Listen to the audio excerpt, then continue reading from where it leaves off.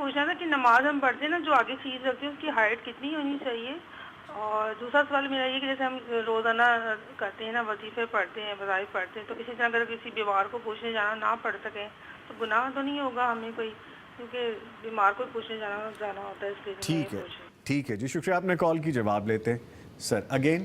ہم نے بھی کل ہی اس کو شامل کیا تھا لیکن پلیز فرما دیجیے. سترہ جو ہے ہاں جی. وہ اللہ کے نبی صلی اللہ علیہ وسلم اونٹ کے اوپر جو کرسی رکھتے ہیں نا چیئر بیٹھنے کے لیے، جی اس کی پچھلی جو ٹیک ہے اس کے برابر مقدار میں اگر کچھ چیز ہو جائے تو وہ 1 سے 1.5 فٹ تک ہوتی ہے.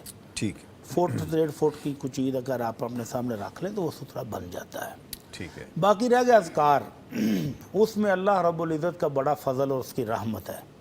اللہ کے نبی صلی اللہ علیہ وسلم فرماتے ہیں کہ اذا مرض العبد او سافر، جب کوئی بندہ بیمار ہو جائے یا مسافر بن جائے، سفر پر نکل گیا ہے اور رستے میں وہ ڈیلی کے جو ذکار تھے وہ نہیں کر سکا، قرآن کی تلاوت کرتا تھا نہیں کر سکا، دروشی پڑھتا تھا نہیں کر سکا، تسبیحات پڑھتا تھا وہ نہیں کر سکا، تو اللہ تعالیٰ اس فرشتوں کو حکم دیتا ہے کہ اس کے وہ سارے عمل جو وہ گھر میں رہتے ہوئے صحت کی حالت میں کرتا تھا وہ سارے لکھو.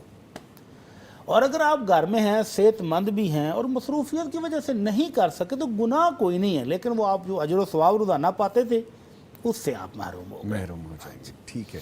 اور جس طرح انہوں نے کہا کہ بیمار کی تیمارداری کے لیے یا ان کو ملنے کے لیے یا اگر ان کی باز پرس کرنے کے لیے جیسے ہے تیمارداری کے لیے آپ چلے گئے ہیں تو آپ چلے گئے، وہ بھی ثواب کا کام. وہ جو آپ تیمارداری کے لیے گئے ہیں اس کا جو اجر و ثواب ہے وہ بھی بہت عظیم ہے، وہ بھی عظیم وہ آپ کو اس کا اجر و ثواب مل رہا ہے. ٹھیک. تو آپ رستے میں اگر گاڑی پر جا رہے ہیں تو اذکار تو آپ انگلیوں میں کرتے جیسے ہم کرتے ہیں نارملی، ڈرائیو کرتے ہوئے بھی پڑھ لیتے ہیں، کرتے جائیں. اللہ تعالیٰ اجر و ثواب دے رہا ہے انشاءاللہ. ٹھیک ہے جی.